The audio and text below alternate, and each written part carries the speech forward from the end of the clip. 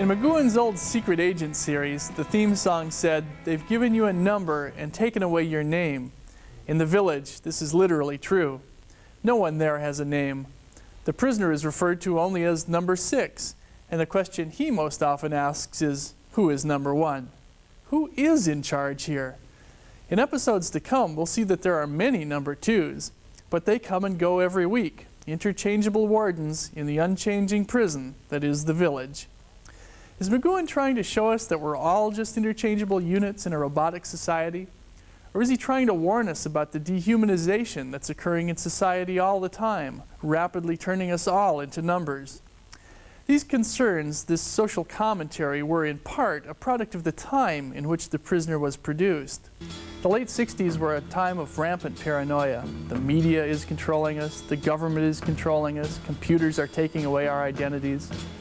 Is the village of the prisoners simply a microcosm of society as we feared it might become?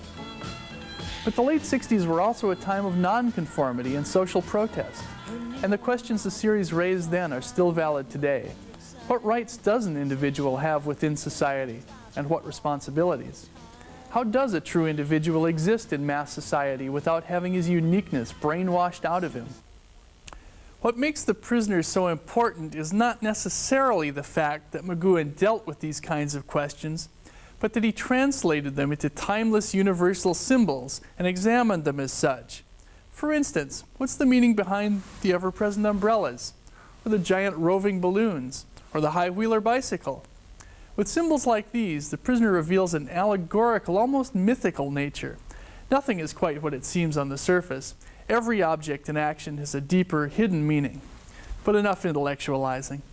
The bottom line is that The Prisoner is fun and a joy to watch. The scripts are smart and suspenseful, full of irony and dry wit. The performances are first-rate. Even the music contributes brilliantly to the weird atmosphere of the series. It's a marvelous adventure show, full of fast-paced action as well as intellectual stimulation. So don't get too bogged down in hidden meanings. McGoohan himself had this to say about the series in a 1968 interview. It would be a grave mistake to see this show as anything but an entertainment of a certain type. But if you do find yourself pondering pieces of the puzzle, McGoohan also had these words of encouragement. There are, within the series, answers to every single question that can be posed, but one can't expect the answer on a plate. What McGoohan is saying, I feel, is that the only meaningful answers to the series, as in life, are the ones you arrive at yourself.